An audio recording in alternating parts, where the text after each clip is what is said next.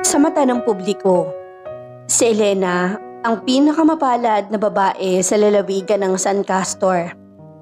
Siya ang may bahay ng bago, gwapo at makapangyarihang si Governor Eros Castor. Ngunit sa likod ng mga nakakasilaw ng ngiti at mamahaling terno, si Elena ay isang bilanggo. Isang kasal na itinakda lamang ng obligasyon at politika. Kung saan ang tingin sa kanya ni Eros ay isang pabigat. Isang babaeng pinilit lamang sa kanyang buhay. Sa bawat gabi na hindi ito umuuwi, unti-unting nadudurog ang puso ni Elena.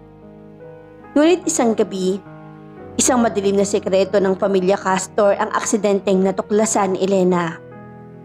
Isang banta sa buhay ng kanyang asawa ang nalaman niya. Sa gitna ng labanang politikal, pagtataksil at mga bala, kailangan nilang magpanggap na magkakampi. Kaya ba ng isang hindi minamahal na asawa na itaya ang sarili niyang buhay para sa lalaking kailanman ay hindi siya binalingan ng pagmamahal? O ang sikretong ito ang mismong tatapos sa kanilang huwad na sumpaan? Bago pa tayo magpatuloy, huwag kalimutang mag-like, mag-subscribe at mag-comment kung taga-saan kayo para malaman natin kung saan na nakarating ang ating mga kwento.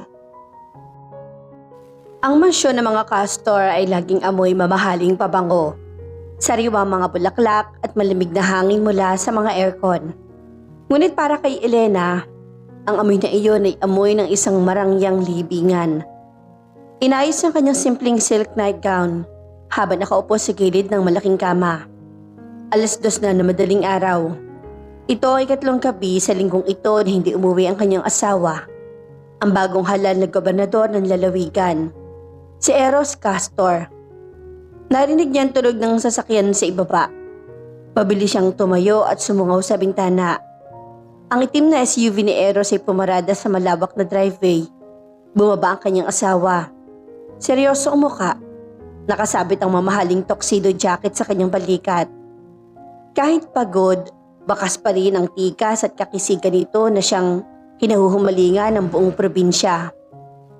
Pinihit ni Elena ang hawakan ng pinto nang marinig ang yabag ni Eros sa koridor. Pumasok ito sa silid. Bit-bit ang amoy ng lalaki at tabako. Hindi man lang ito tumingin sa kinalaligan niya. Gising ka pa? Malamig na saad ni Eros sabay hagis ang jacket sa sofa. Inihintay kita, Eros. Nagluto ako ng paborito mong sinigang kaninang gabi. Pasan ko na lang lahat ng mga katulong dahil lumalamig. Malamana yung boses ni Elena at sinubukang abutin ang emosyon ng asawa. Humarap si Eros sa kanya. Ang mga mata nitong kulay tsokolate ay walang bahid ng init. I told you, bago pa tayo ikasal, Elena, huwag mo akong ituring na parang normal na asawa. Huwag mo akong hintayin. Busy ako sa Kapitolyo. Politik ka na naman. O ang babae mo? Hindi napigilan ni Elena man na magtanong.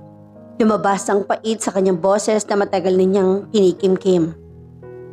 Isang mapait na tawa ang pinakawala ni Eros. Lumapit ito sa kanya, sapat na para maamoy niya ang mainit na pabango nito na may kasamang alak. Hinawakan nito ang kanyang baba. Hindi marahas, ngunit mariin. Babae, alam mo kung anong totoo, Elena. Ang kasalang ito ay isang transaksyon. Pinilit ako ng partido. Pinilit ako ng pamilya mo. Nakuha mo ang titulong First Lady ng probinsya. Nakuha ng pamilya mo ang proteksyon ko. At huwag kang humingi ng kahit ano pa ron. Huwag mong hilingin ang puso ko dahil kailanman hindi yun magiging sayo. Binitawan siya nito at dire-diretsong pumasok sa banyo. Naiwang nakatayo si Elena. Natutunaw sa sarili mga luha. Ang sakit ng bawat salita ni Eros ay parang hiwa ng patalim. 1 taon na silang kasal, ngunit para pa rin silang magkasing-asing na pinagtabi ng tadhana. Siya si Elena, ang hindi minamahal na asawa ng pinakamataas sa pinuno ng San Castor. At sa bawat araw na lumilipas, unti-unti siyang namamatay sa loob ng gintong kulungang ito. Ang umaga sa Kapitolyo ay puno ng mga flash ng kamera at bulungan ng mga tao. Ngayong araw ang taunang charity gala ng San Castor. At bilang asawa ng gobernador, tungkulin ni Elena na tumayo sa tabi ni Eros, suot ang pinakamagandang ngiti na kanya na kaya niyang pikiin. Nakagaon siya ng kulay emerald green na lalong nagpalitaw sa kanyang maputing balat. Sa tabi niya si Eros at mukhang isang perpektong Ginoo. Nakahawak ang kamay nito sa kanyang bewang. Isang hawak na mukhang mapagmahal sa harap ng mga mamamahayag. Ngunit alam ni Elena na wala itong kaibuturan. "Governor! Madam Elena! Humarap po kayo rito!" Sigaw ng isang photographer. Ngumiti si Elena, bahagyang sumandal sa dibdib ni Eros. At naramdaman niya ang saglit na pagtigas ng katawan ng asawa. Ngunit mabilis din itong nag-relax para sa kamera. "You look beautiful today, my love." Bulong ni Eros sa kanyang tenga. Ang boses nito ay puno ng lambing. Isang parte na perpektong parang Hollywood. "Salamat, Gobernador. Sana ganyan din ang boses mo kapag tayo lang dalawa." Mahinang sagot ni Elena at hindi nawawala ang ngiti sa mga labi habang kumakaway sa mga tao. Matapos ang photo op, nagtungo si Eros sa grupo ng mga bokal at negosyante. Kasama ang kanyang tapat na chief of staff at tiyuhin na si Lucas. Naiwan si Elena sa isang sulok at may hawak na baso ng champagne. "Masyado kang maganda para maging dekorasyon, Elena." Isang boses mula sa kanyang likuran ang narinig niya. Lumingon siya at nakita si Julian, ang pinuno ng oposisyon at mortal na kaaway sa politika ng pamilya Castor. Isang lalaking may mapanganib ng ngiti. "Julian, hindi mo yata lugar ang charity event na to?" Formal na sagot ni Elena. "Kahit saan ay lugar ko, lalo na kung nandun ang magandang asawa ng gobernador na tila pinababayaan lang." Makahulog ang saad ni Julian at sumulyap kay Eros na abala sa pakikipag-usap. "Alam mo, Elena, naaawa ako sa iyo. Sinasaya mo ang ganda at talino mo sa isang lalaking ang tanging mahal ay ang kapangyarihan. Baka isang araw magising ka na lang na wala ka ng halaga sa kanya." "Huwag mo pakialaman ang relasyon namin ng asawa ko, Julian," maring sabi ni Elena bago tumalikod at naglakad palayo. Ngunit habang naglalakad siya patungo sa restroom ng hotel, ang mga salita ni Julian ay nag-iwan ng malalim na sugat. Totoo naman ang sinabi nito. Para kay Eros, isa lamang siyang kasangkapan para sa magandang imahe ng isang pamilyadong gobernador. Habang naglalakad sa madilim na pasilyo ng hotel, hindi niya alam na ang kanyang buhay ay malapit ng magbago dahil sa isang usapan na hindi niya dapat marinig. Imbes na pumasok sa restroom, naglakad si Elena patungo sa balkonahe ng hotel para makalanghap ng sariwang hangin. Sobrang sikip na ng dibdib niya sa kaplastika ng paligid.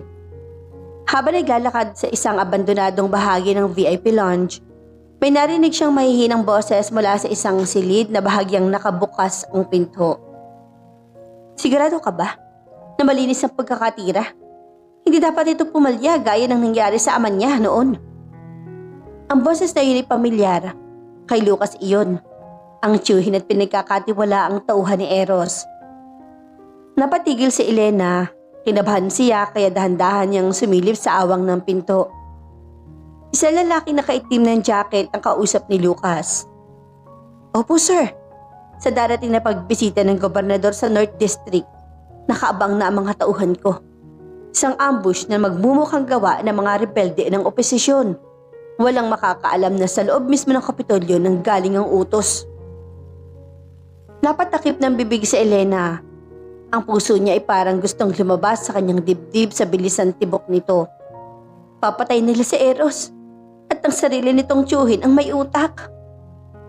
Mabuti. Kapag nawala si Eros, ako ang hahalili bilang pansamantalang gobernador. At ang sisi ay ibabagsak natin kay Julian at sa pamilya ng asawa niya. Sabi pa ni Lucas na may masamang tawa. Sa sobrang takot at panginginig ng mga kamay ni Elena, nabitawan niya ang kanyang maliit na clutch bag at lumikha ito ng tunog sa sahig. "Sino yan?" Sigaw ng lalaki na kaitim. Mabilis sa pinulot ni Elena ang bag at tumakbo ng buong lakas. Narinig niya ang pagbuka ng pinto sa kanyang likuran at ang mga mabibilis na yabag na humahabol sa kanya. Pumasok siya sa unang pinto na nakita niya. Isang utility closet at nagtago sa dilim. Pinipigilan ang sariling paghinga at habang ang mga luha ay patuloy na umaagos sa kanyang mga pisngi. Narinig niya ang pagdaan ng humahabol sa labas ng pinto. Nawala, boss. Pero sigurado akong may nakarinig. Hanapin mo kung sino man yon. Hindi dapat siya makalabas ng buhay ng hotel na to. Maras na utos ni Lucas. Nang tumahimik ang paligid, napasandal si Elena sa pader ng utility room. Ang lalaking hindi siya minamahal, ang lalaki itinuring siyang kaaway ay nasa matinding panganib. At siya lamang ang nakakaalam ng katotohanan. Kailangan niyang iligtas si Eros kahit na ang kapalit nito ay ang sarili niyang buhay. Nanginginig ang buong katawan ni Elena habang nakakulong sa madilim at masikip na utility room. Ang amoy ng mga palinis at lumang map ay humahalo sa natitirang bango ng kanyang mamahaling pabango. Narinig niya ang sariling tibok ng puso na parang tambol sa kanyang dibdib. Alam niyang sa bawat segundong lumilipas, mas lumalapit si Eros sa kamatayan at siya naman ay mas lumalapit sa mga kamay ng mga mamamatay tao. Dahan-dahan, piniit niya ang hawakan ng pinto. Sumungo siya sa maliit na awang. Nang matyak na malinis ang pasilyo, pabilis siyang lumabas at patakbong tinahak ang daan pabalik sa malawak at tila walang kamalay-malay na ballroom ng hotel. Pagpasok niya sa bulwagan, sinalubong siya ng nakaliligaw na liwanag ng mga chandelier at tawanan ng mga alta sa syudad. Sa gitna ng karamihan, nakita niya si Eros. Mukha itong seryoso habang nakikipag-usap sa ilang mga bokal. Ngunit nang mas nagpatayo ng balahibo ni Elena, ay ang lalaki nakatayo sa tabi nito. Si Lucas. Ang tiyuhi ni Eros ay nakangiti, tila isang tapat at mapagkakatiwalaang pamilya. Habang tinatapik ang balikat ng kanyang pamangkin, ang plastik ng ngiting iyon ang nagpadiretso sa mga hakbang ni Elena.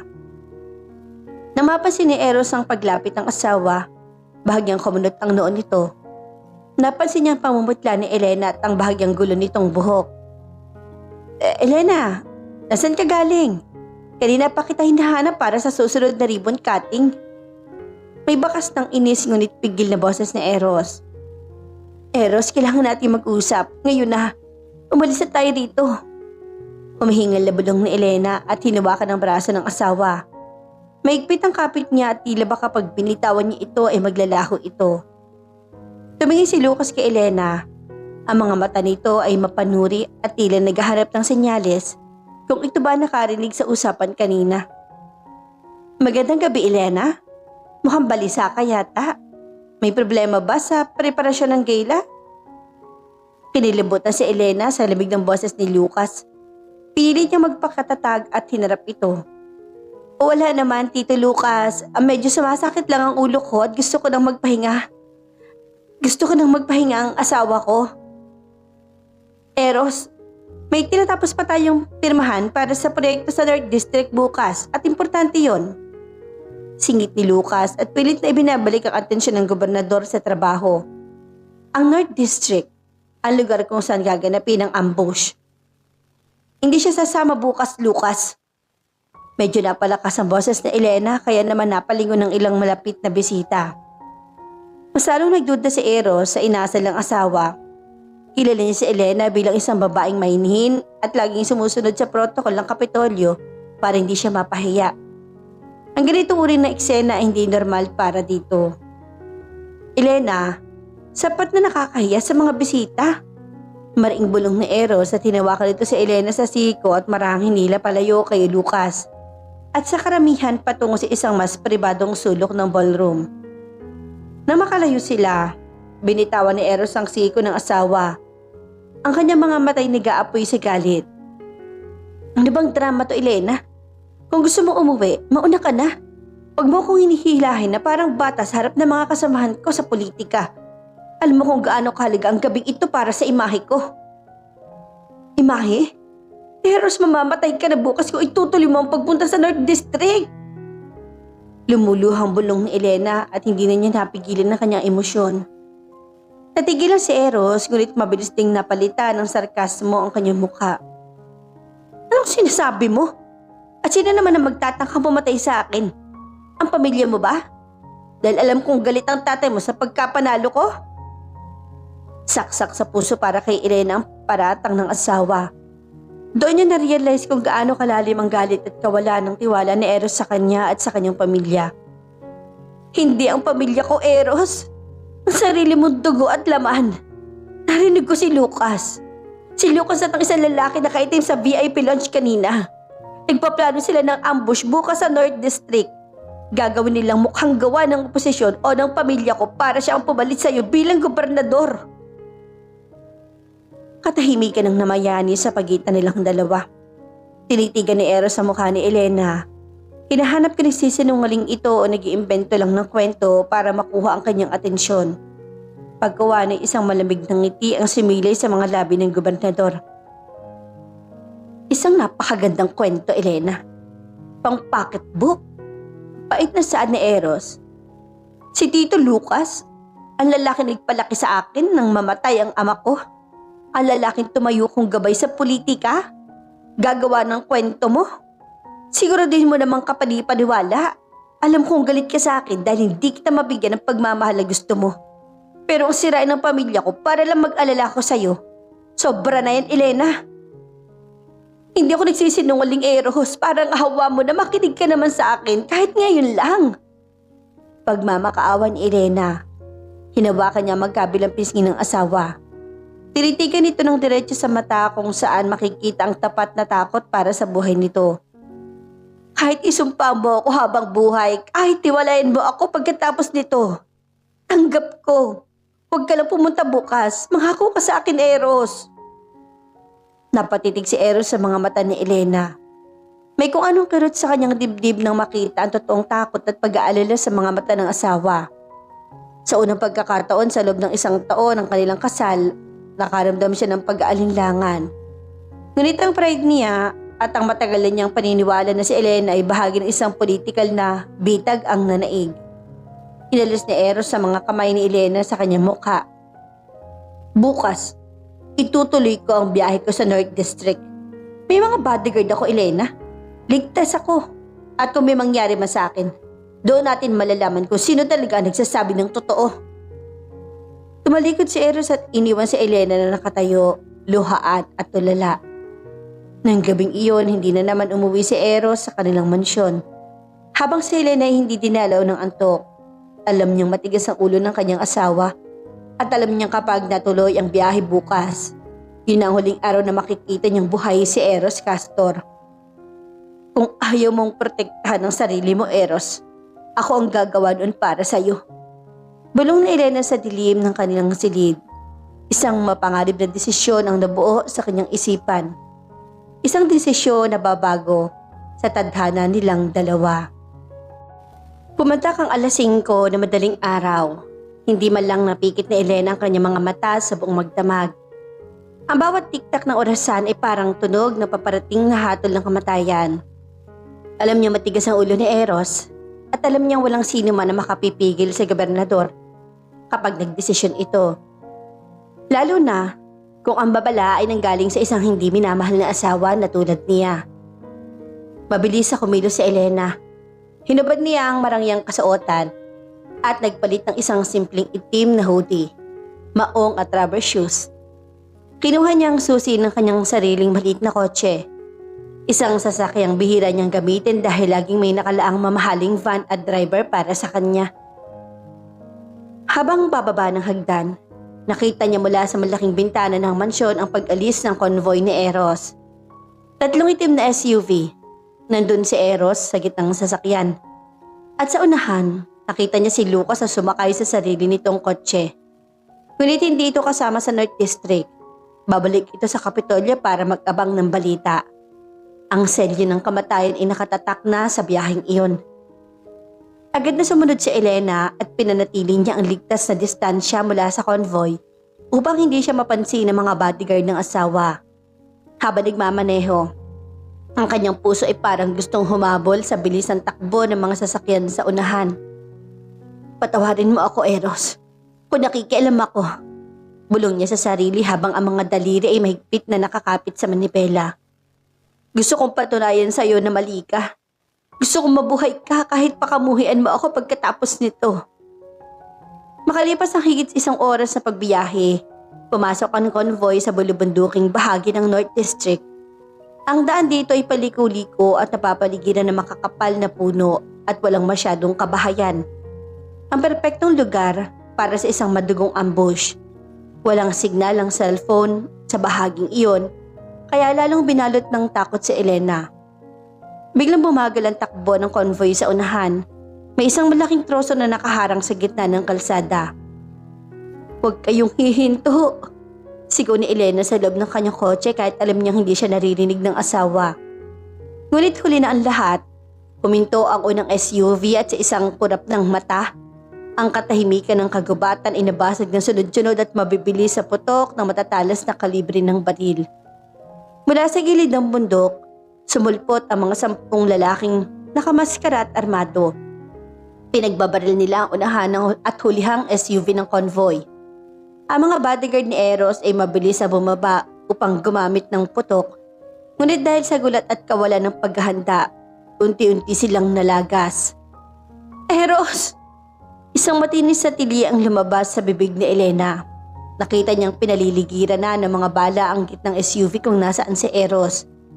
Ang salamin nito ay bulletproof, ngunit sa dami ng sumasalubong na bala, unti-unti na itong nagkakalatak. Sa gitna ng kaguluhan, nakita ni Elena ang pinto sa gilid ng SUV ni Eros na bumukas. Lumabas ang driver nito na duguan at sumunod si Eros na may hawak ding baril. Gumagapang patungo sa gilid ng kalsada para magtago sa likod ng malaking bato. Walang takot na inapakan ni Elena ang gas ng kanyang kotse. Nilagpasan niya ang hulihang SUV na nag-aapoy na. Ang ingay ng mga bala na tumatama sa katawan ng sarili niyang kotse ay hindi niya pinansin. Ang tanging nakikita ng kanyang mga mata ay ang kanyang asawa na kasalukuyang pinuputokan ng 2 lalaking nakamaskara. Pinaikot ni Elena ang manibela at hinarangan ng kanyang kotse ang direksyon ng mga bala na patungo kay Eros. Isa sa mga bala ang bumasag sa windshield ng kotse niya. Bahagyang dumaan ng mga bubog sa kanyang pisngi, ngunit hindi siya huminto. Eros, sakay! Bilis! Sigaw ni Elena sabay tulak sa pinto ng passenger seat. Gulat, pagtataka at matinding adrenaline ang nakita ni Elena sa mga mata ni Eros na makita siya nito. Hindi makapaniwala ang gobernador na ang asawang itinaboy niya kagabi ang siyang narito ngayon sa gitna ng ulan ng bala upang iligtas siya. Hindi na nagtubili si Eros. Mabilis itong sumakay sa loob ng kotse ni Elena. Elena, anong ginagawa mo rito? Sira ka ba?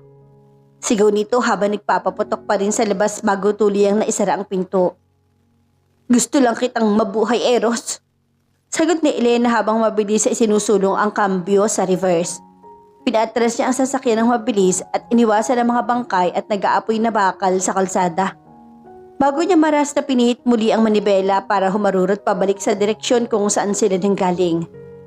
Ang mga salarin ay patuloy na nagpaputok sa papalayong kotse. Ngunit dahil sa bilis ng takbo ni Elena at sa kapal ng usok mula sa mga sumabog na sasakyan, nagawa nilang makalayo. Sa loob ng kotse, ang hangin ay puno ng amoy ng pulbura, pawis at dugo. Hingal na hingal si Elena, mahigpit pa rin ang hawak sa manibela habang ang kanyang mga kamay ay nanginginig sa takot na ngayon lang lumabas matapos ang matinding tapang. Tumingin si Elena sa gilid. Eros, okay ka lang ba? May tama ka ba? Tanong niya at bawat salita ay may kasamang hikbi. Si Eros ay nakasandal sa upuan, hawak ang kanyang kaliwang braso na may daplis ng bala. Ang kanyang mukha hindi pa rin makapaniwala. Tinitigan niya si Elena, ang babaeng inakala niyang walang pakialam sa kanya. Ang babaeng inakala niyang nagpakasal lang sa kanya para sa pera at kapangyarihan. Bakit, Elena? Mahinang tanong ni Eros at ang boses ito ay wala ng dating, lamig at puot, kundi puno ng kalituhan at matinding emosyon. Bakit mo ginawa to? Pwede kang mamatay. Dahil kahit hindi mo ako mahal, Eros, hindi ko kayang panoorin kang mamatay. Umiiyak ng sagot ni Elena habang patuloy na tinatahak ang madilim at palikulikong daan ng bundok. Ngunit hindi pa tapos ang kanilang kalbaryo. Sa rearview mirror, nakita ni Elena ang dalawang itim na motorsiklo na mabilis sa sumusunod sa kanila. Ang mga sakay nito ay armado. Natuntun sila ng mga tauhan ni Lucas. Sumpong ng tadhana. Bulong ni Eros habang kinakargahan muli ang kanyang baril. Elena, bilisan mo ang pagpapatakbo. Hindi pa tayo ligtas. At kapag nakaligtas tayo rito, marami tayong dapat pag-usapan. Sa unang pagkakataon, naramdaman ni Elena na hindi siya nag-iisa. Sa gitna ng panganib, magkahawa kamay nilang haharapin ang bagyo. Habang ang katotohanan ng kanilang mga puso ay unti-unti nang nagliliyab sa gitna ng takot at pag-uusig. Ang ugong ng mga makina ng motorsiklo sa kanilang likuran ay parang huni ng mga buitreng nag-aabang na mabibiktima. Sa bawat silip ni Elena sa rearview mirror, mas lalong humigpit ang hawak niya sa manibela. Ang malit niyang kotse ay hindi idinisenyo para sa isang high-speed chase sa mabatong kalsada ng bundok. Ngunit pinipiga niya ang makina nito hanggang sa huling lakas nito. Eros, papalapit sila! Sigaw ni Elena at ang boses ay nanginginig sa takot habang pilit na kinokontrol ang sasakyan sa isang matalim na kurbada. Ipanatili mo lang ang takbo, Elena. Huwag kang hihinto naman na mangyari. Utos ni Eros at ang kanyang boses sa dati ay puno ng puot ay napalitan ngayon ng otoridad at proteksyon. Isang bala ang tumama sa kanang rearview mirror ng kotse, dahilan upang mapatili si Elena at bahagyang mawala ng direksyon ng sasakyan. Agad na sumandal si Eros sa bintana ng passenger seat, itinoon ang kanyang baril sa mga humahabol at nagpakawala ng 3 sunod-sunod na putok. Tumama ang isa sa mga bala ni Eros sa unahang gulong ng unang motorsiklo. Nawalan ito ng kontrol, sumemplang ng marahas sa semento at bumulusok sa gilid ng bangin. Ngunit ang ikalawang motorsiklo ay mabilis sa umiwas at mas lalo pa napaasik ng takbo. Patuloy na nagpaputok sa kanila. Sumumpong na yan, ayaw magpaawat. Asik ni Eros habang sinusuri ang kanyang magazine. 2 bala na lang ang natitira sa kanya. Tumingin siya sa dashboard at ang fuel gauge ng kotse ni Elena ay mabilis sa bumababa. Tinamaan ng tangke ng gas. Elena, may tagas ang gas natin, hindi tayo aabot sa bayan. Seryosong saad ni Eros. Ang mga mata ay lalong nag-alab sa tensyon. May lumang daan patungo sa isang abandonadong logging site. Ilang kilometro mula rito, pumasok ka ron. Pero Eros, bulag na daan yun, mas madali tayong mako-corner. Magtiwala ka sa akin, Elena. Kahit ngayon lang, magtiwala ka sa asawa mo. Pagsusumamo ni Eros at sa pagkakataong ito ay may kaaktibang rikit ang salitang asawa sa pandinig ni Elena. Wala nang oras para mag-atubili. Nang makita ang isang halos natatapakan ng mga baging at damo sa daan sa kanan, maras na pinihit ni Elena ang manibela. Pumasok ang kotse sa madilim at masukal na kagubatan. Dahil sa lubak-lubak na lupa, gumagaralgal ang buong katawan ng sasakyan. Hanggang sa tuluyan ng umusok ang makina nito at huminto sa tapat ng isang lumang botega na yari sa kahoy at semento. Baba! Bilis! Hila ni Eros sa kamay ni Elena. Sabay silang bumaba ng kotse at mabilis sa tumakbo papasok sa abandonadong bodega. Ang loob nito ay madilim, amoy amag at puno ng mga lumang makinarya at kalawanging bariles. Halos sabay silang napasandal sa likod ng isang malaking tangke ng langis.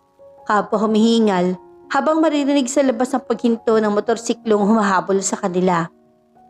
Katahimikan ang tanging naririnig na lang ay ang patak na tubig mula sa bubong at ang mabibilis na paghinga ni na Eros at Elena. Humarap si Eros kay Elena. Sa kaunting liwanag na pumapasok mula sa siwang ng bubong. Nakita niya ang pisngi ng asawa na may bakas ng tuyong dugo mula sa tumalsik na bubog kanina.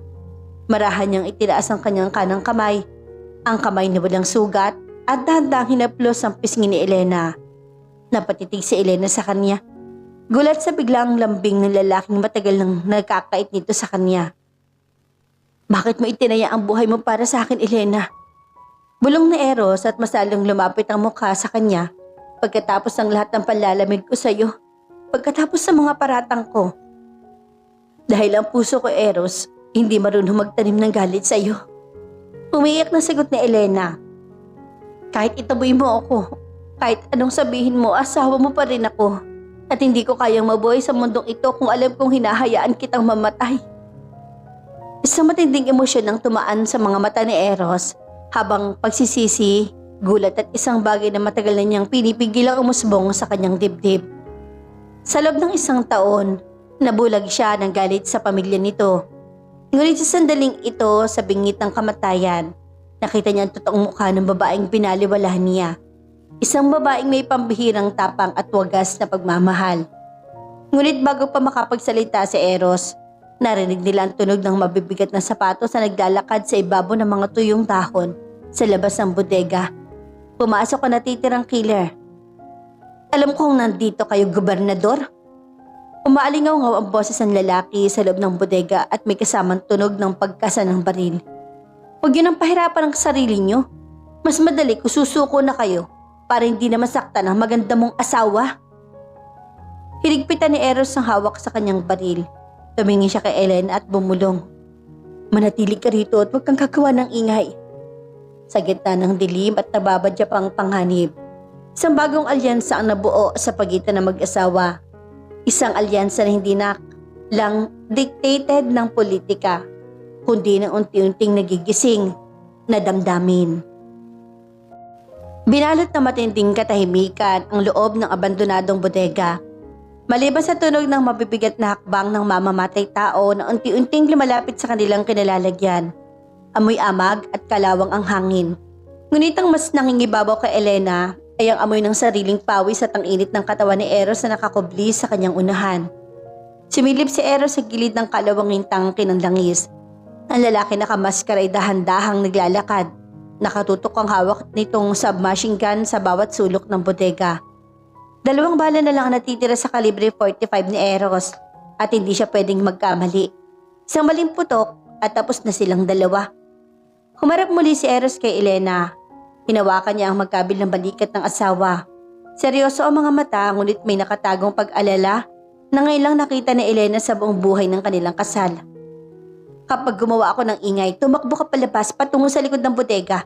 May lumang daan doon na pababa ng bundok. Huwag ka lilingon, Elena. Maliwanag. Pabulong na utos ni Eros at sapat lang para marinig nito. Umiling si Elena at pilit na pinipigilan ng paghikbi. Hindi, Eros. Hindi kita iiwan dito. Sabi mo magtiwala ako sa'yo kaya magkasama nating harapin to. Bago pa makasagot si Eros, isang piraso ng bakal ang natabig ng mamamatay tao sa kabilang bahagi ng bodega na lumikha ng matunog na kalampag. Gobernador, alam kong nandyan ka lang. Sigaw ng lalaki sabay rat-rat ng baril sa direksyon ng mga lumang kahon malapit sa kanila. Tumalsik ang mga tipak ng kahoy at semento malapit sa paanan ni Eros at Elena. Sa gitna ng gulat, mabilis sa binalot ni Eros ang kanyang sariling katawan si Elena. Ginamit ang sarili bilang pananggalang kung sakaling may ligaw na balang tumungo sa direksyon ng asawa. Naramdaman ni Elena ang lakas at proteksyon sa mga bisig ni Eros. Isang pakiramdam na matagal na niyang pinapangarap. Ngunit sa ganitong pagkakataon pa naramdaman. Nang huminto ang putok para magpalit ng magasin ng salarin, yun ang pagkakataon ni Eros. Mabilis siyang umikot mula sa pagkakakubli at nagpakawala ng isang tumpak na putok. Tumama ang bala sa balikat ng mamamatay tao, dahilan upang mabitawan itong kanyang malaking baril at mapaluhod sa sahig. Ngunit bago pa makalapit si Eros para tulin itong piringan, bumurot ang lalaki ng isang maliit na kalibring baril mula sa kanyang bewang gamit ang kaliwang kamay. Mabilis sa hinila ni Eros si Elena pababa kaya sabay silang gumulong sa sahig sa likod ng mga naglalakihang bariles ng langis. Ang huling bala ni Eros ay pinakawalan niya habang nakahiga.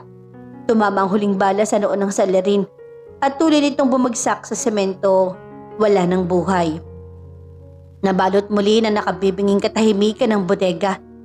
Hingal na hingal si Eros, binitawan ng kanyang walang lamang baril at agad na binalingan ng asawa. Elena, okay ka lang ba? Nasaktan ka ba? Umiling si Elena at pilit na bumabangon habang nanginginig ang mga tuhod. Okay lang ako, Eros, pero ang braso mo.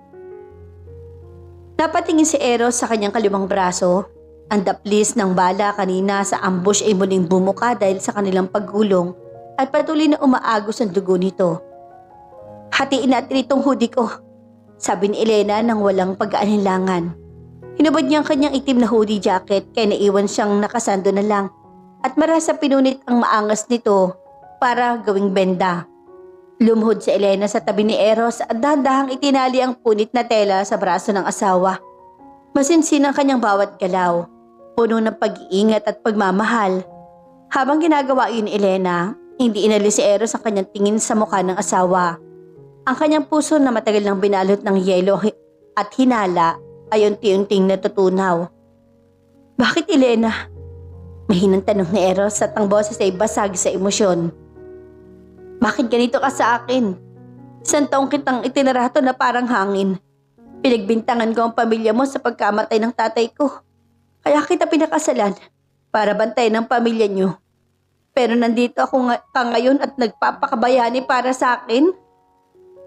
Napatigil si Elena sa pagbebenda at tumingin siya ng diretso sa mga mata ni Eros at doon niya humawala ang mga luhang matagal na niyang kinikimkim. Dahil bago pa man tayo ikasal dahil sa politika, Eros, mahal na kita. Pag-amin ni Elena, basag ang boses. Nung hindi ka pa politiko, nung nakita kita sa universidad, mahal na kita. Kaya nung sinabi ng tatay ko na ipapakasal ako sa iyo, ninakala kong ito na ang pinakamasayang araw ng buhay ko. Hindi ko alam na para sa iyo, isa lang akong kaaway. Natigil na si Eros, parang sinaksak ang kanyang puso sa tindi ng pagsisisi. Ang babaeng itinuring niyang lason sa kanyang buhay ay ang tanging tao palang handang mamatay para sa kanya na walang hinihintay na kapalit. Elena, I'm so sorry. Bulong ni Eros, dahan-dahang itinaas ang kanyang kamay para haplusin ang basang pisngi ng asawa. Nabulag ako ng galit. Ang akala ko, hindi na natapos si Eros sa kanyang sasabihin nang makarinig sila ng ugong ng mga chopper sa impapawid. Mabilis na tumayo si Eros at binuhat si Elena para magtago muli. Hindi nila alam kung ang dumating ba ay ang mga reres bang tauhan ni Lucas o ang militar na magliligtas sa kanila. Ang karera para sa kanilang buhay ay hindi pa tapos. Ngunit sa pagkakataong ito, hindi na sila magkaaway, nalalaban. Ang ugong ng helicopter sa itaas ng abandonadong bodega ay naging dahilan upang muling magsalubong ang mga kilay ni Eros.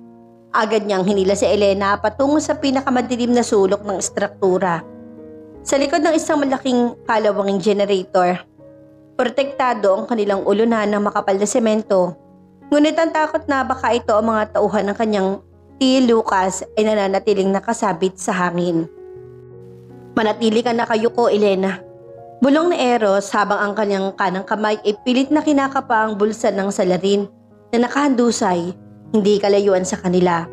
Nakakuha siya ng isa pang loaded na magazine.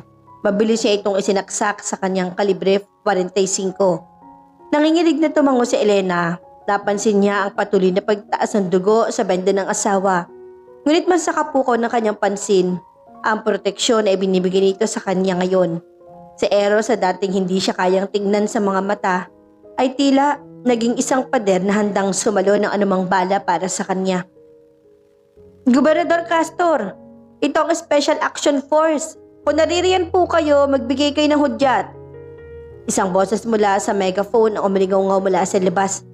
Kasabay ng tunog ng pagbaba ng mga sundalo mula sa helicopter gamit ang mga lubid. Huminga ng malalim si Eros, isang mabigat na lunas ang rumehestro sa kanyang mukha. Mga tauhan ko yan, ang tapat na unit ng probinsya. Tumayo si Eros at binuhat si Elena, marang inalalay ng asawa palabas ng bodega. Nang makita sila ng mga armadong men in uniform, mabilis na lumapit ang mga ito at bumuo ng depensa sa paligid ng mag-asawa. Sir, ligtas na po kayo. Natanggap kami ng ulat tungkol sa ambush sa North District. Patay ang karamihan sa mga bodyguard ninyo. Ngunit may nakaligtas na isa na siyang nag-ulat sa amin. Wila ng kapitan ng unit. Sino nag-utos sa inyo na hanapin ako rito? Seryosong tanong ni Eros habang sinasakay sila sa nag-aabang na chopper. Ang chief of staff niyo po, si Sir Lucas. Labis po siya nag-alala sa inyo, gobernador. Sagot ng sundalo. Nagkatinginan si Eros at Elena. Ang takot sa mga mata ni Elena ay sapat na para makumpirma ni Eros ang lahat. Si Lucas, ang lalaking tinuring niyang pangalawang ama, ang nag-set up ng lahat ng ito at ngayon, nagkukunwari itong tagapagligtas para burahin ang anumang hinala. Dalhin niyo kami sa isang ligtas na lokasyon. Huwag sa Kapitolyo at huwag sa mansyon. Utos ni Eros sa piloto na makaupo na sila sa loob ng chopper. Sa lumang rest house ang aking ina sa San Roque at walang nakakaalam ng lokasyong ito kahit si Lucas. Maliwanag. Masusunod po, Gobernador. Habang lumilipad ang helicopter pataas, unti-unting lumiliit ang kagubatan kung saan sila muntik nang mamatay. Sa loob ng chopper, binalot sila ng ingay ng LSE. Ngunit sa pagitan ni Eros at Elena, may isang tahimik na mundong nabubuo. Inabot ni Eros ang kamay ng asawa. Malamig ang mga daliri ni Elena. Kaya naman hinawakan niya ito gamit ang magkabilang kamay niya para bigyan ng init. Tumingin si Elena sa kanya. Gulat na haplos na iyon. Pagdating natin sa San Roque, magpapaliwanag ako sa iyo, Elena. Mahinang saad ni Eros. Sapat lang para marinig ito sa kabila ng ingin ng chopper. At ihingi ako ng tawad sa lahat ng taon na sinayang ko sa galit. Yumakap si Elena sa braso ng asawa. Isinandal ang kanyang ulo sa balikat nito. Sa unang pagkakataon matapos ang mahabang gabi ng lagim, naramdaman niya ang unang silahis ng liwanag. Hindi lang ng umaga, kundi ng pag-asa para sa kanilang dalawa. Bumaba ang helicopter sa malawak na damuhan sa likod ng lumang rest house sa San Roque. Ang ari-ariang ito ay pagmamayari ng yumaong ina ni Eros, isang lugar na matagal nang iniwasan ng gobernador dahil sa mga alaala ng pamilya. Ngunit ngayon, ito ang naging tanging kalungan kung saan ligtas sila sa mga mata ng Kapitolyo. Pagkababa nila, mabilis sa pinalibutan ng mga piling sundalo ang buong paligid ng rest house. Pumasok sina Eros at Elena sa loob ng lumang bahay na yari sa hardwood at malalaking bintana na nakaharap sa dagat. Ang hangin dito ay may amoy ng asin at kalayaan, kabaligtaran ng nakalalasong atmosfera ng Kapitolyo. Isang matandang katiwala ang sumalubong sa kanila. Natataranta ngunit mabilis na nagdala ng first aid kit, malinis na damit at maliinit na sabaw. Matapos linisin ng medic ang daplis sa braso ni Eros at lagyan ito ng bagong tahi, naiwan sa wakas ang mag-asawa sa loob ng master's bedroom. Nakaupo si Elena sa gilid ng kama. Suot ang isang maliwang na simpleng kamiseta na pinahiram ng katiwala. Ang kanyang mga kamay ay nakahawak sa mainit na tasa ng tsaa. Ngunit ang kanyang mga mata ay nakatutok sa sahig. Tila nilalakasan pa rin ang loob matapos ang nakaraang oras. Lumapit si Eros, nagpalit na rin ito ng simpleng puting t-shirt. Umupo siya sa tabi ni Elena at may sapat na distansya upang hindi ito mabigla. Ngunit sapat na malapit para maramdaman ang init ng bawat isa. Elena, panimula ni Eros, ang boses ay mababa at may panginginig na hindi kailanman narinig ng publiko mula sa isang matatag na gobernador. Kailangan ko humingi ng tawad sa iyo. Patawad dahil hindi kita pinaniwalaan kagabi. Patawad kung naging mapanganib ang buhay mo dahil sa katigasan ng ulo ko. Nagangat ng tingin si Elena. Ang kanyang mga mata ay mamasa-masa pa rin. Ang mahalaga, Eros, buhay ka. Nung naroon ako sa hotel at narinig ko si Lucas, ang tanging nasa isip ko lang ay kung paano kita maabutan. At hindi ko na naisip ang sarili ko. Huminga ng malalim si Eros. Hinawakan ng baso ng tsaa mula sa mga kamay ni Elena at ipinatong ito sa side table. Pagkatapos ay kinuha niya ang dalawang kamay ng asawa. Ipinasok ang kanyang mga daliri sa pagitan ng mga daliri nito. Bakit mo ako pinoprotektahan, Elena? Nung ikasal tayo, pinangako ko sa sarili ko na hindi kita mamahalin dahil ang akala ko ang pamilya mo ang pumatay sa tatay ko nung nakaraang halalan. Yun ang sabi sa akin ni Lucas. Sabi niya, ang kasal na ito ay bitag ng tatay mo para kontrolin ako. Pumatak ang isang butil ng luha mula sa mga mata ni Eros. Isang bagay na hindi niya ipapakita sa iba. Kaya ginawa kong impyerno ang buhay mo sa mansyon. Pero ngayon, ikaw ang nagligtas sa akin. Ikaw ang humarang ng bala para sa akin. Dahil hindi totoo ang paratang ni Lucas, Eros. Umiiyak na sagot ni Elena. Ang tatay ko, kahit marumi siyang politiko, hindi siya papatay. At tigit sa lahat, alam niyang mahal kita. Kaya niya ako pinakasal sa'yo. Hindi para kontrolin ka, kundi dahil nakiusap ako sa kanya nung nalaman ko naghahanap ka ng alyansa para manalo. Ginamit ko kapangyarihan ng pamilya ko para tulungan ka, Eros, hindi para sirain ka. Parang gumuho ang buong mundo ni Eros sa kanyang naririnig. Ang lahat ng kanyang paniniwala sa loob ng isang taon ay isang malaking kasinungalingan. Ang babaeng itinuring niyang kalaban ay ang kanyang pinakamalaking tagapagligtas. Ang kanyang paghiganti ay nakatutok sa maling tao. Ang tanga ko. Bulong na Eros at sinubsob ang kanyang mukha sa mga palad ni Elena. Ang kanyang balikat ay bahagyang yumanig sa labis sa pagsisisi. Patawarin mo ako, Elena. Patawarin mo ako. Hindi napigilan ni Elena na abutin ang ulo ng asawa. Iniyakap niya ito sa kanyang dibdib. Hinahaplos ang buhok ng gobernador habang pareho silang nagpapakawala ng mga luhang matagal nang nakaimbak sa kanilang mga puso. Sa silid na iyon, sa harap ng payapang dagat ng San Roque, ang pader na naghihiwalay sa kanila ay natulad ng basag na salamin, nadurog at hindi na muling mabubuo pa. Magsisimula tayo muli, Eros. Bulong na Elena sa gitna ng pag-iyak, pero kailangan muna nating tapusin ang sinimulan ni Lucas. Nagangat na mukha si Eros, may bagong determinasyon sa kanyang mga mata. Gagawin natin yan. Pero sa pagkakataong ito, bilang totoong mag-asawa na. 2 araw ang mabilis sa lumipas sa loob ng rest house sa San Roque. Bagamat payapa ang paligid at unti-unti nang naglalapit ang mga puso ni Eros at Elena, alam nilang dalawa na panandalian lamang ang katahimikang ito. Sa labas ng kanilang kanlungan, nagpapatuloy ang maruming laro sa Kapitolyo.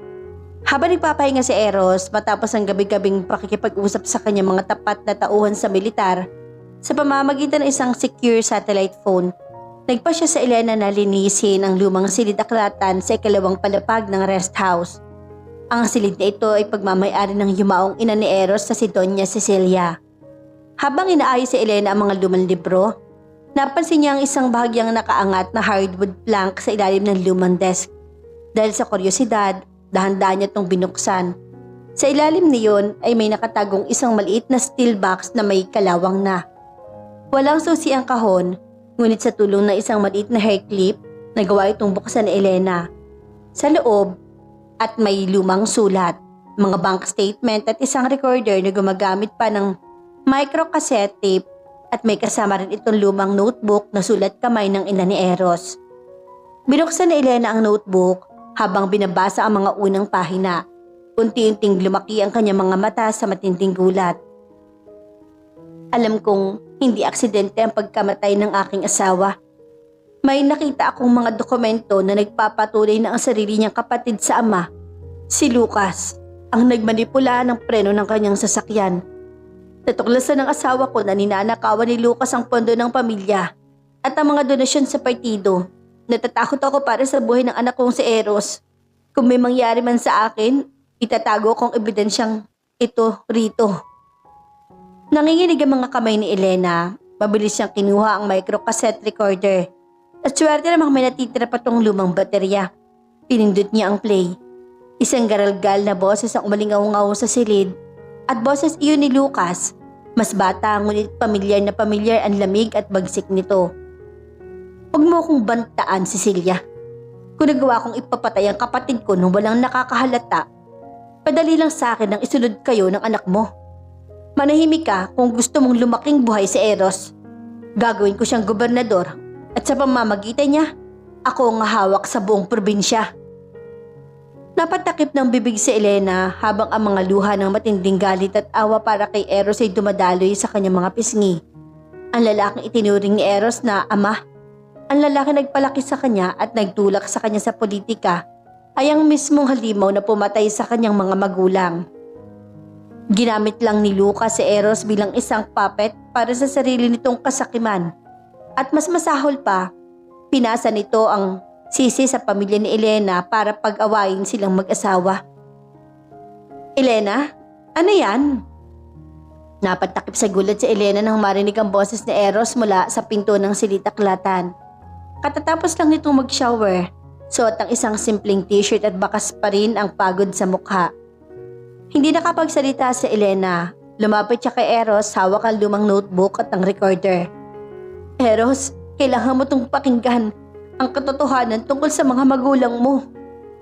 Pinindot muli ni Elena ang play habang umaandar ang tape at naririnig ang boses ni Lucas na umaamin sa pagpatay sa kanyang ama at pagbabanta sa kanyang ina.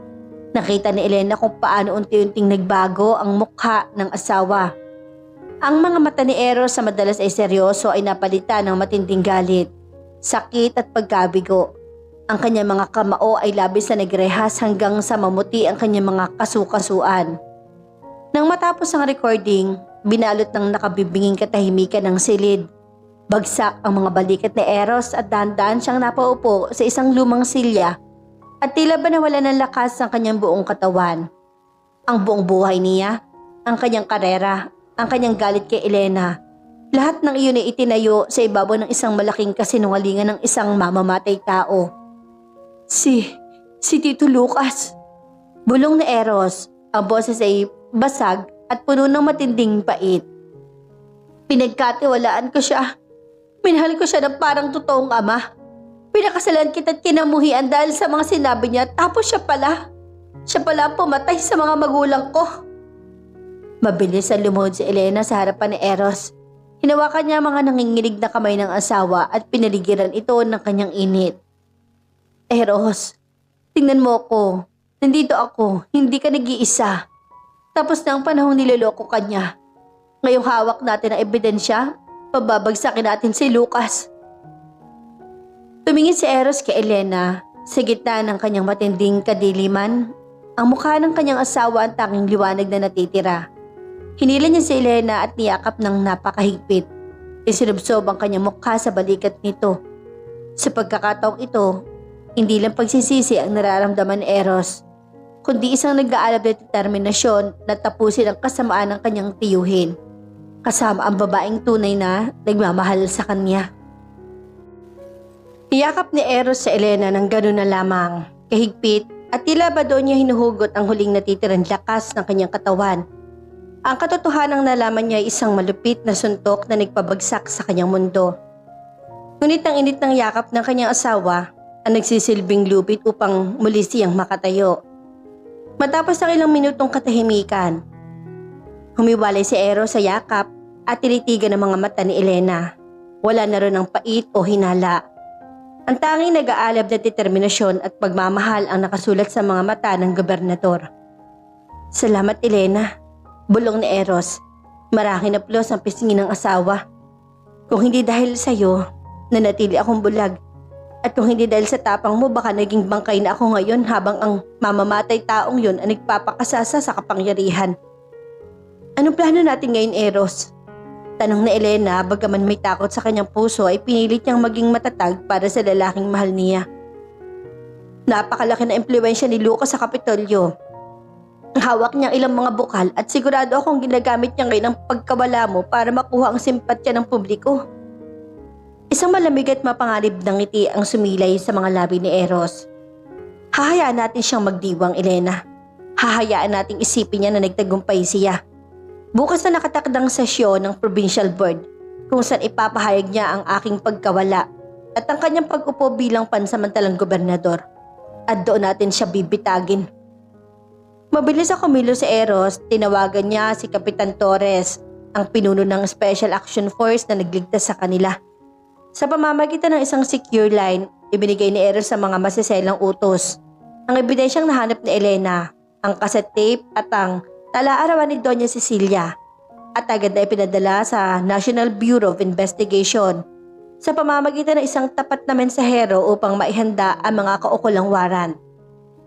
Kapitan Torres, tiyakin mong walang makakarating na impormasyon kay Lucas. Maring utos ni Eros sa telepono.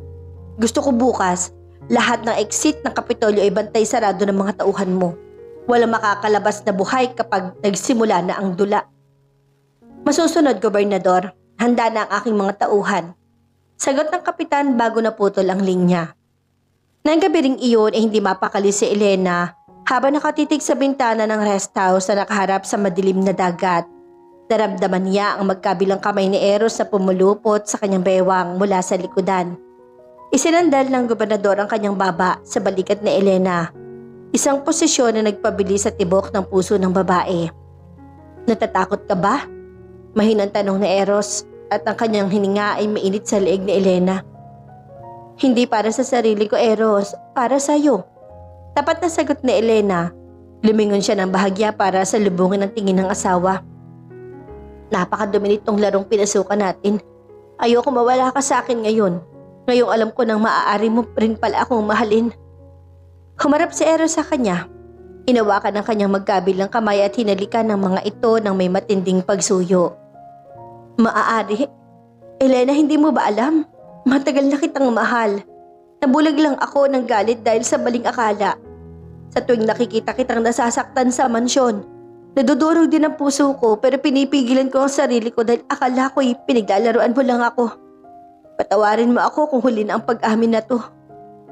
Umiling si Elena, ang mga luha ng kaligayahan ay muling gumulong sa kanyang mga pisngi. Hindi kailanman huli ang pagmamahal, Eros. Isang masuyong halik ang iginawad ni Eros sa mga labi ni Elena. Isang halik na nagpahiwatig ng kanilang bagong sumpaan. Isang sumpa ang hindi na dahil sa obligasyon kundi dahil sa totoong pag-ibig na sinubok ng apoy at bala. Kinaumagahan, binalot ng kakaibang tensyon ang Kapitolyo ng San Castor. Ang mga media at mamamahayag ay nag-aabang sa labas ng session hall. Kumalat ng balita na naambush ang konvoy ng gobernador at hanggang ngayon iwala pa ring balita kung buhay o patay ito. Sa loob ng opisina ng Chief of Staff, nakatayo si Lucas harap ng salamin. Inaayos ang kanyang mamahaling terno habang may hawak na baso ng scotch. May bakas ng tagumpay sa kanyang mga mata. Sa wakas, pagkatapos ng maraming taon ng paghihintay, sa kanya na ang buong probinsya. Sir, handa na po ang provincial board. Kayo na po ang tinatawag. Ulat ng kanyang sekretaryo. Mabuti. Siguraduhin mong emosyonal ang magiging talumpati ko. Kailangan maniwala ng mga tao na labis ako nagdadalamhati sa pagkawala ng aking mahal na pamangkin. Nakangising utos ni Lucas bago lumabas ng silid. Pagpasok ni Lucas sa session hall, sinalubong siya ng mga seryosong mukha ng mga bukal at ng media. Umakyat siya sa podium at pinilit na magmukhang malungkot at nagsimulang magsalita sa mikropono. Mga kababayan ko sa San Castor, sa gitna ng trahedyang sinapit ng ating mahal na gobernador, Eros Castor, mabigat man sa aking kalooban ay kailangan kong tumayo upang pamunuan ang ating lalawigan, ang karahasan na ginawa ng ating mga kalaban sa politika. Sinong tinutukoy mong kalaban, Tito Lucas? Isang mariin, baritono at pamilyar na boses ang umalingaw-ngaw mula sa malaking pinto ng session hall. Napasingap ang lahat. Ang mga kamera ng media ay sabay-sabay naglumingon sa direksyon ng pinto. Doon, nakatayong isang matikas at buhay na si Governor Eros Castor. Suot nito ang kanyang formal na barong, bagaman may makapal na benda sa kanyang kaliwang braso. Ngunit ang mas nagpagulat kay Lucas ay ang babaeng seryosong naglalakad sa tabi ng gobernador, si Elena. Pumutok ang bulungan sa buong silid. Ang mga flash ng kamera ay walang humpay sa pag-ilaw. Nalaglag ang panga ni Lucas at unti-unting nawala ng kulay ang kanyang mukha. Tila ba nakakita ng isang multo na bumangon mula sa hukay. Eros! Elena, buhay kayo? Buhay ako, Lucas. Malamig na saad ni Eros habang naglalakad patungo sa unahan ng podium. Ang bawat hakbang ay tila tunog ng hatol ng kamatayan para sa kanyang tiyuhin. Buhay ako para tapusin ang kasamaang sinimulan mo 20 taon na ang nakakaraan. Ang bitag ay tuluyan ng nagsara at sa loob ng silid na iyon ang huling laban para sa katotohanan ay magsisimula na. Ang buong session hall ay nabalot ng nakakabinging katahimikan. Bago ito pinalitan ng sunod-sunod na bulungan at mabilis sa pag-click ng mga kamera ng media. Lahat ay nakatuto kay Governor Eros Castor na tila ba isang natatanging himala ang kanyang muling pagpapakita. Ngunit ang mas nakakatawag ng pansin ay ang talos ng kanyang mga mata na nakapako sa isang tao lamang, kay Lucas. Nanginginig ang mga labi ni Lucas habang pilit na binabalik ang peking ngiti sa kanyang muka. Lumapit ito sa podium, nakabukas ang mga kamay na tila yayakapin ng kanyang pamangkin. Eros! Panginoon ko, buhay ka! Salamat sa Diyos! Bulala si Lucas. Pinilit na gawing emosyonal ang kanyang boses para sa mga kamera. Akala ko tuluyan ka nang nawala sa amin matapos ang malupit na ambush na sa North District. Isang malaking kaluwagan para sa buong probinsya ang makita kang ligtas. Ngunit bago pa man makalapit si Lucas, itinaas na Eros ang kanyang kanang kamay upang pigilan ito. Ang lamig na sa kilos ng gobernador ay sapat na para mapatigil ang lahat. Huwag kang lumapit sa akin, Lucas. Mariin at baritono ang boses ni Eros na umalingaw-ngaw sa pamamagitan ng mga speaker ng Kapitolyo. Tapos na ang pag-arte mo. Ibaba mo na ang maskar mo dahil alam ko na ang lahat. Anong sinasabi mo, Eros? Mukhang marami kang pinagdaan ng trauma dahil sa ambush. Hindi mo alam ang iyong mga sinasabi. Depensa ni Lucas sabay sulyap sa mga bukal at sa mga gwardya sa gilid. Ngunit napansin niya ang lahat ng kanyang sariling tauhan ay pinalitan na ng mga armadong sundalo ng Special Action Force sa ilalim ni Kapitan Torres. Trauma? Isang mapait na tawa ang pinakawala ni Eros. Tumingin siya kay Elena na nasa kanyang tabi. Hinawakan niyang kamay ng asawa ng napakahigpit na nagbigay sa kanya ng huling lakas upang ihayag ang katotohanan. Nandito ako ngayon para isiwalat sa publiko at sa batas ang utak sa likod ng ambush sa North District. At hindi lang yon. Nandito rin ako para bigyan ng hustisya ang pagkamatay ng aking mga magulang na naganap 20 taon na nakakaraan. Deklarasyon ni Eros. Nagulat ang mga mamamahayag. Lumapit ang mga ito na may hawak ng mga mikropono. Gobernador, sino pong tinuturo niyong mastermind? Sigaw ng isang reporter. Itinuro ni Eros ang kanyang hintuturo ng diretsyo sa mukha ng kanyang tiyuhin. Ang lalaki nasa harapan niyo, si Lucas Castor, ang aking chief of staff, ang lalaking inakala kong pangalawang ama, ngunit siya palang pumatay sa aking mga magulang at nagtangka sa buhay namin ng aking asawa. Isang malaking kaguluhan ang sumiklab sa session hall.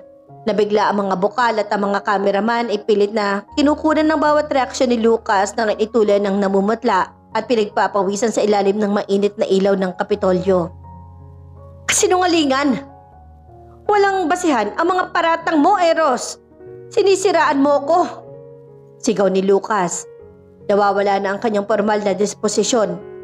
Gawa-gawa lang yan ng pamilya ng asawa mo upang sirain ang pangalan ko. Dito na sumulong si Elena. Mula sa kanyang bit-bit na bag, inilabas niya ang lumang recorder at ang notebook ni Doña Cecilia. Itinaas niya ito upang makita ng lahat. Hindi ito kasinungalingan, Lucas. Matatag na saad ni Elena. Na ang boses ay puno ng tapang.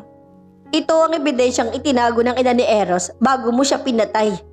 Ang sulat kamay niya na nagpapatuloy na ikaw ang nag-utos na isabotahe ang sasakyan ng ama ni Eros. At ang cassette tape kung saan naririnig ang sarili mong boses na nagbabanta sa buhay nila. Inabot ni Elena ang recorder sa technical team ng Kapitolyo. Sa utos ni Eros, ikinonekta ito sa audio system ng session hall. Ilang sandali pa, malingaw-ngaw sa buong silid ang garalgal ngunit malinaw na boses ni Lucas mula sa nakaraan. Kunigawa kong ipapatay ang kapatid ko nang walang nakakahalata. Madali lang sa akin ang isunod kayo ng anak mo. Manahimik ka kung gusto mong lumaking buhay si Eros. Nang matapos ang audio clip, walang sino mong nakapagsalita. Ang katotohanan ay napakalinaw, napakabigat at hindi na maitatago pa. Napatingin ang mga bukal kay Lucas ng may pandidiri at galit. Ang mga mamamahayag ay patuloy na nag-broadcast ang live sa telebisyon at social media. Hayop ka! Bulong ni Lucas nang ma-realize na huli na ang lahat. Ang lahat ng kanyang pinaghirapan sa loob ng 2 dekada ay naglaho na parang bula sa loob lang ng ilang minuto. Biglang bumunot ng isang maliit na baril si Lucas mula sa kanyang bulsa at itinutok ito kay Eros. Kung babagsak ako, isasama kita, Eros! Eros! Sa ilalim! Sigaw ni Elena at walang pag-alinlangan na muling humarang si Elena sa harap ni Eros, handang tanggapin ang bala para sa lalaking mahal niya. Ngunit bago pa man makakalapit si Lucas ang baril, isang mabilis na putok na narinig mula sa likod ng hall.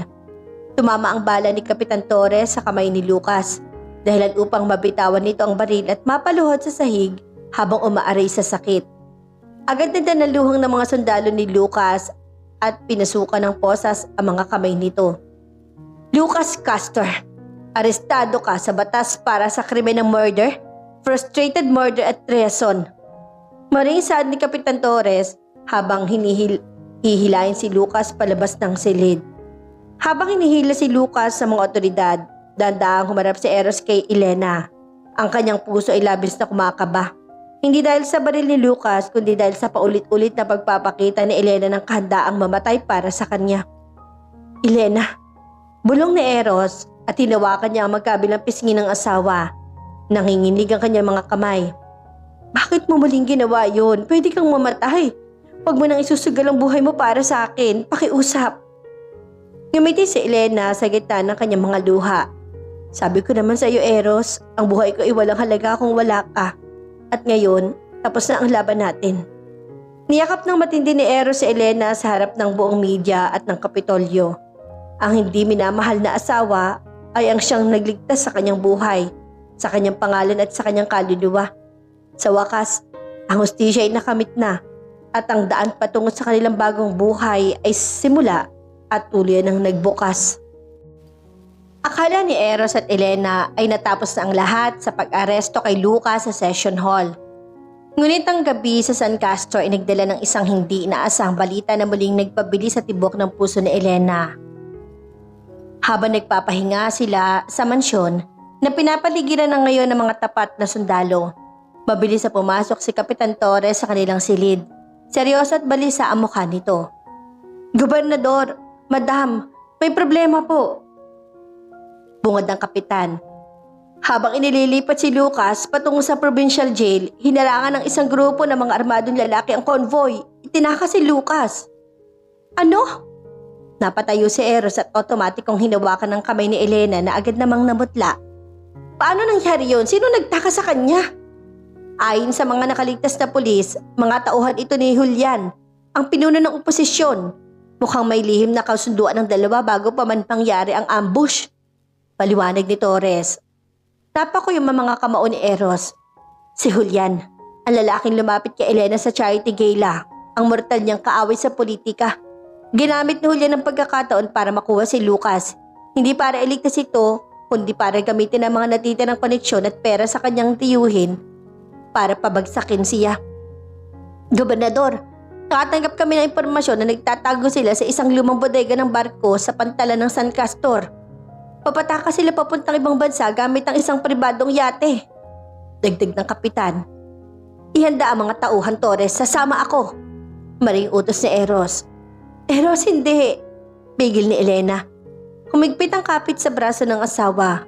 Kagagaling mo lang sa sugat. Hayaan mo ng otoridad ang gumawa niya. Natatakot ako. Humarap si Eros kay Elena. Hinawakan na magkabilang pisngi nito at hinandugan siya ng isang pawi takot sa halik sa noo. Elena, kailangan kong tapusin to para sa mga magulang ko at para sa hinaharap nating dalawa. Nangangako ako sa iyo, babalik ako ng buhay. Magtiwala ka sa akin. Hindi na napigilan ni Elena ang asawa. Tumango siya habang umiiyak. Pinapanood si Eros na isuot ang kanyang tactical vest at baril. Ngunit sa ikabuturan ng puso ni Elena, may isang masamang kutob siyang nararamdaman. Isang kutob na nagsasabing hindi siya pwedeng maupo lang at maghintay sa mansyon. Madilim at malamig ang gabi sa lumang pantalan ng San Castor. Ang tunog ng mga alon na humahampas sa mga kalawanging barko ay humahalo sa kaba sa dibdib ni Eros habang kasama ang unit ng SAF. Dahan-dahan nilang pinalibutan ng bodega. Ngunit bago pa man makapasok si Eros, isang pamilyar na boses ang narinig niya mula sa isang megaphone sa loob. Eros!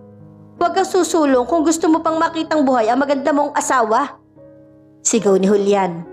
Nanigas ang buong katawan ni Eros. Tumingin siya sa kanyang likuran at doon niya napagtanto na wala sa mansyon ng kanyang asawa. Sumunod si Elena at nahuli ito ng mga tauhan ni Julian sa labas ng perimeter. Elena!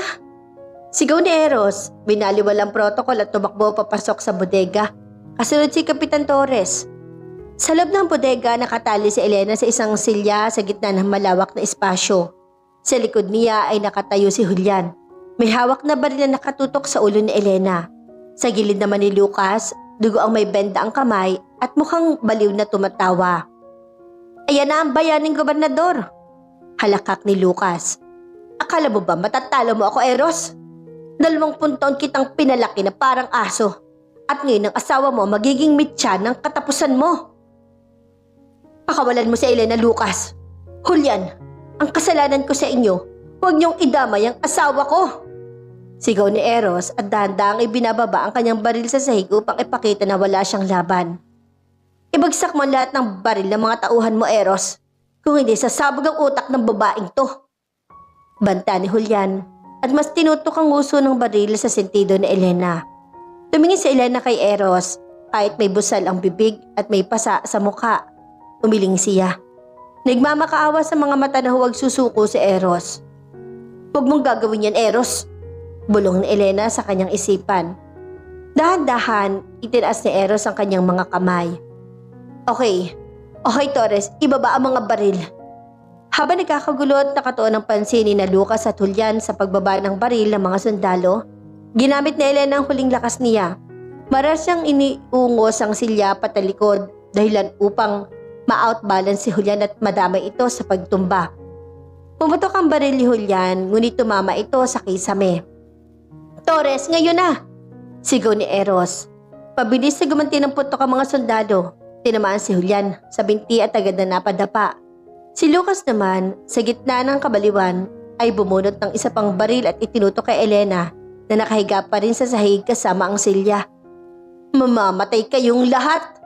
Sigaw ni Lucas. Ngunit mas mabilis si Eros.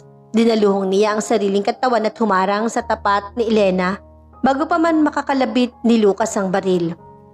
Isang bala ang bumaon sa balikat ni Eros. Kasabay na yun ang sunod-sunod na putok mula kay Kapitan Torres sa tumama sa dibdib ni Lucas. Tuloy ang bumagsak ang matandang Castor. Wala ng buhay, natapos ang kanyang 2 dekadang kasamaan. Bumagsak si Eros sa ibabaw ni Elena. Humihingal at may dugo sa kanyang damit. Mabilis at tinanggal ang mga sundalo ang tali ni Elena. Eros gising, wag mo akong iiwan. Iyak ni Elena habang kinakalong ang ulo ng asawa.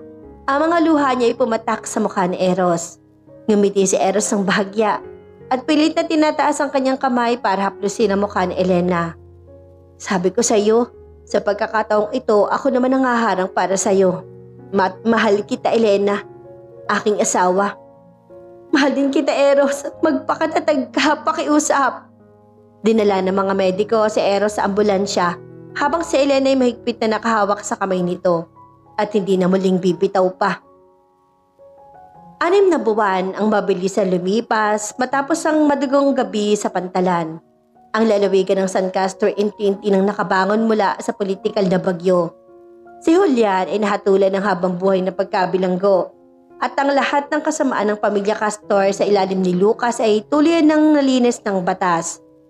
Ngunit ang pinakamalaking pagbabago ay naganap sa buhay ni Eros at ni Elena. Ipinasa ni Eros ang kanyang posisyon bilang gobernador sa kanyang tapat na bisig gobernador. Nagpasya siyang iwanan ng mundo ng maruming politika upang mamuhay ng tahimik. Ang lumang rest house sa San Roque ay ginawa nilang permanenteng tahanan. Ngayong hapon, ang sikat ng araw ay banayad na humahalik sa dalampasigan. Nakatayo si Elena sa balkonahe, suot ang isang simpleng puting bestida na sumasabay sa ihip ng hangin sa dagat. May hawak siyang isang tasa ng tsaa, ngunit may mas malaking ngiti sa kanyang mga labi. Naramdaman niya ang maranghang pagkapit ng 2 braso sa kanyang bewang. Si Eros, suot ang simpleng short at t-shirt, ay isiniksik ang mukha sa kanyang leeg. Umahalik ng may pagsuyo. Anong iniisip ng aking magandang asawa? Bulong ni Eros. Ang boses ay puno ng kaligayahan at kapayapaan na matagal na nitong ipinagkait sa sarili. Lumingon si Elena at hinalikan si Eros sa mga labi. Isang matamis at totoong halik na wala ng bahid ng takot o obligasyon. Iniisip ko lang kung gaano kaswerte ang isang hindi minamahal na asawa na tulad ko. Dahil sa huli, nakuha ko rin ang puso ng aking gobernador. Natawa ng mahina si Eros at masinigpitan ang yakap sa kanya. Huwag mo nang sasabihin ng salitang hindi minamahala, Elena. Dahil sa bawat tibok ng puso ko, mula ngayon hanggang sa huling hininga ko, ikaw lang ang reyna ng buhay ko. Ikaw ang nagligtas sa akin. Inabot ni Elena ang kamay ni Eros at ipinatong ito sa kanyang tiyan na bahagyang matambok na ngayon. At may bagong magpapatuloy ng pagmamahal na yan, Eros. Natigil na si Eros, nanlaki ang mga mata sa matinding galak bago napalitan ng luha ng kaligayahan. Lumuhod siya sa harap ni Elena at hinalikan ng tiyan ng asawa. Salamat Elena. Salamat sa pamilyang ito. Sa paglubog ng araw sa San Roque, ang mag-asawa ay magkahawak kamay na naglakad sa tabing dagat. Ang kwento ng The Governor's Unloved Wife ay natapos na. At ang ipinalit dito ay ang kwento ng isang pamilyang binuo ng totoong pagmamahal, pagpapatawad, at isang walang katapusang bagong simula. Wakas. At dito na po nagtatapos ang kwento ng pag-ibig ni Eros at Elena. Nawa kayo nag-enjoy at na-in-love. Samahan niyo po kong muli sa mga susunod pang nakaka-inspire at nakakakilig na mga kwento ng pag-ibig na ating ibabahagi. Pero bago tayo magtapos, muli, hayaan niyo po akong batiin ang ating masusugid na mga taga-subaybay mula sa iba't ibang parte ng mundo na sina Esterlita Paloma from Bukidnon, Maylinda Balbin from Isabela, Ana Limundo from Abu Dhabi, Agnes Suganub from Novaliches, Quezon City, Marcelina Canseco from Giginto, Bulacan, Alaysa from Bacolod City, Negros Occidental, kay Dwayne Ormaton from UAE, Diorita Gabo ng Guimaras, Jenny Galvisa ng Kuwait, Paz Domingo ng Cavite, at kay Ma'am Carlavs Aloha Calibartiga ng Toronto, Canada. Maraming salamat po. Hanggang sa muli. God bless us all.